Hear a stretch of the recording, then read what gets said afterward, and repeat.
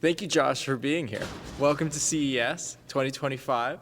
Excited to talk to you about AI and marketing transformation. Thank you, Max. It's great to be here once again at the beginning of the year, hopefully to see a bunch of exciting new innovations. So, over the past few years, we've seen so much change in the way that consumers engage with content, the way that brands are discovered, or even how they're bought. How do you navigate, as Razorfish and as an agency, this disruption, and how do you help brands through marketing transformation? Yeah, I think for us, it is ultimately about getting ahead of that disruption a bit. When we think about AI or Gen AI more specifically, and when it suddenly became known to everybody in November of 2022, the game for us is to not be surprised by those things. And so to have been playing with those types of tools in Gen AI in, maybe not the years before, but certainly the year before, so that we can begin thinking about what does this mean for our brands that we work with and how do we advise them and think about it. And that put us in a position, back in early 2023, talking about, well, one implication is this notion of zero-click search, right?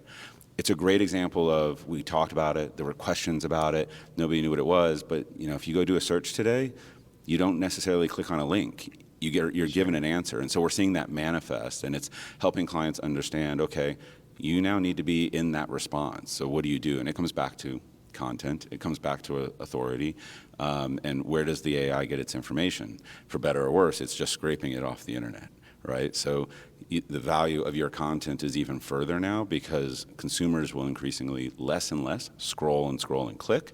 They're just taking that first answer and be like, oh, got it, right? So it's a good example of just how we think about innovation and we think about the disruption and then try to map out for ourselves and then for our clients, what are the implications and how do we get ready for it and how do we prepare for it? That's so fascinating, and I'm glad you said it because AI, here at CES is one of the buzziest topics that has everyone raptured and talking about the possibility. In the couple of years since AI has been introduced as a technology, how has it impacted or changed your strategy at Razorfish? Yeah, I think it's had a significant impact on our strategy overall, right? So back at the beginning of 2023, we kicked off the year telling our entire company, it's not the machine that's going to take your jobs, it's the people who know how to use the machine most effectively. And from that point forward, we started a pretty strong regimen of training around AI tools, evaluation of AI tools, seeing what's in the marketplace, but ultimately pushing for this notion of its adoption. Figure it out, embrace it, adopt it. Then we can be a part of the discussions which are about ethical use, authenticity, creator rights. You can't be in those discussions if you're not using the tools and you're not engaging and understanding what they do. And from there, we were a part of the steering committee founding the C2PA and those types of organizations. It gives us a role in that. Now, as we think about that first year, 2023 was a lot of haphazard AI work, right? We were doing a lot of prototyping, doing a lot of education sessions with clients, but I would say we didn't necessarily have productization and adoption systematically through the agency. So we come into last year in 2024, that's where it's gotten much more systematic. We have more tools. We have a product we call the R-Index. We have a virtual content studio. We have a number of different ways we've applied AI, now leaning into client work, ranging from how we think about data and insights and strategic briefing, how we think about measurement, and ultimately how we produce content.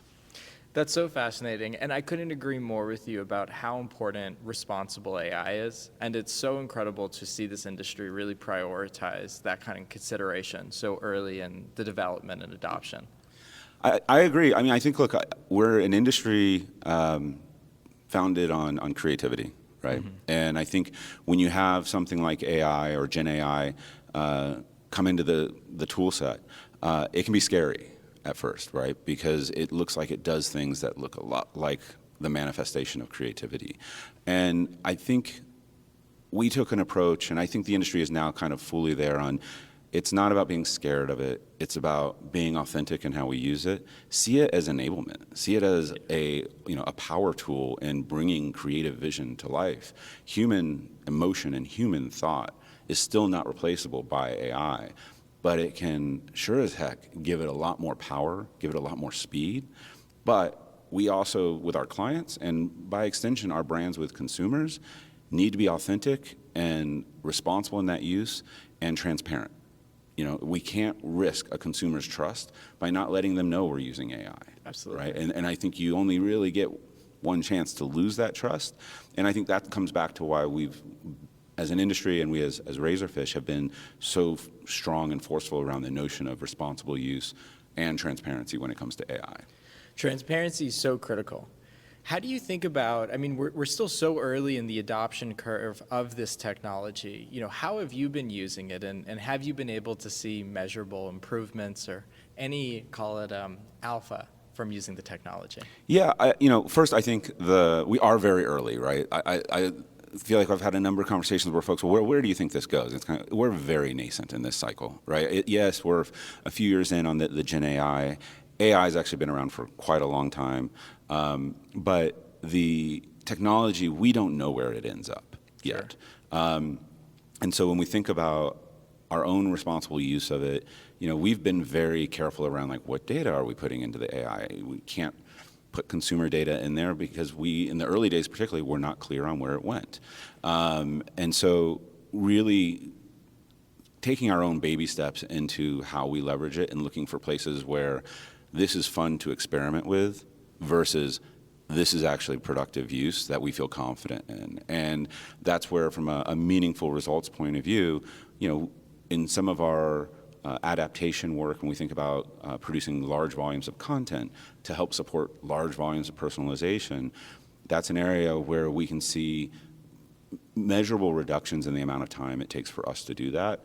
Whether that's going from 7 days to 1 day to get to an asset variation, or whether that's even, taking a production that may take normally a month and a half and drawing that down to 2 weeks. Very measurable implications for our business and for the client's business, and how we get that out there. I guess I'm curious, would you give any advice or guidance for brands around how to stay competitive in this era of AI? I mean, the biggest one is embrace and test.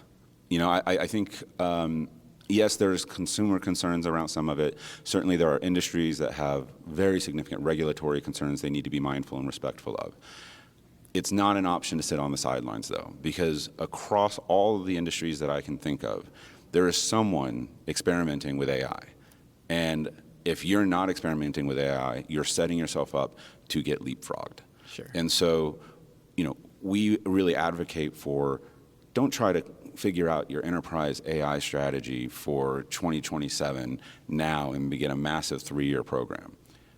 Pilots, prototypes, dabble, carve off a part of your technology team. Ask your agency partners to set up an innovation team.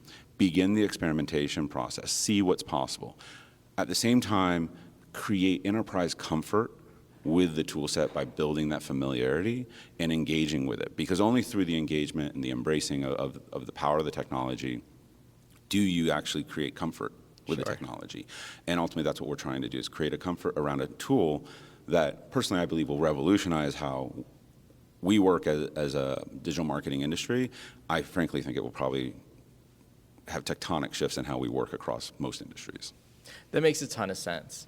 Innovation is really hard, especially for larger enterprises where there's so much motion to bring something to life. I guess I'm curious at Razorfish, and I'm sure you must be on the receiving end of so many of the next best ideas. How do you process, discover, and scale innovation at Razorfish? Yeah, I mean, look, innovation is, in the tools that kind of help us drive innovation, is a ever-flooding marketplace of products, right? And I think you can get lost in the idea of trying to source what are some cool ideas, right? That's fun. But ultimately what you want to think about are where are our challenges? And then given those challenges, what are the hypotheses we have around how AI can help us? And let's evaluate tools from that landscape, right? Narrow it down, because I'm sure executives at pretty much any company today are getting at least 50 emails a day from somebody saying, we have a new AI tool. We have a new AI tool. AI could save your business. AI could grow your business. And ultimately, you don't need a vendor or a partner to tell you the problem that they're going to solve for you. You need to have an idea of what are your challenges, and then seek out the partners that have the solves for that.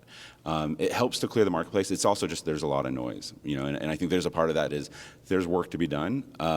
I would also push on clients and brands to push on your agency partners to provide you a filter, right? We evaluate tons of tools. Part of our obligation is to be stewards to our clients and say, here's what we found, right? Is there anything you want us to look at? Like really being a partner to them to help speed their own evolution, because enterprise innovation is very hard. It sounds like we needed an AI model to filter out vendor pitches. Yes, we're going to start loading up all the product descriptions we get into an AI model and then tell us which AI product is the best one. Personalized just for you. Yes. That probably exists if we look for it. So last question for you. It feels like AI is the next chapter in a multi-decade conversation around the relationship between creativity and technology. I'm curious from your point of view, focusing less on AI and more of just the broader macro, the relationship between technology and creativity. How do you see that relationship evolving from here? I mean, I think we've seen that relationship evolve tremendously over the past 20, 25 years, 30 years. I think that evolution will accelerate as we think about the implications of not just AI, but there's the incredible acceleration of processing power, storage, memory capabilities, those types of things. I think that brings us into a period of, we went from a traditional funnel-based marketing world to digital really driving us towards this notion of things like loyalty loops and journeys and engagement. And I think that we are now fully into a post-digital world where it's going to be much more about systemic marketing and how do you have the connectivity between all of your touch points that a consumer and a brand have together, and how are they all coherent, cohesive, and true to the brand. That's only going to be possible taking creative thinking and empowering it with technology that creates the speed and the scale required to meet all of the places our consumers are in today. That's awesome, and I couldn't agree more. Thank you so much for your time here, Josh, and I hope you have a great rest of your CES. Thanks, Max. You too.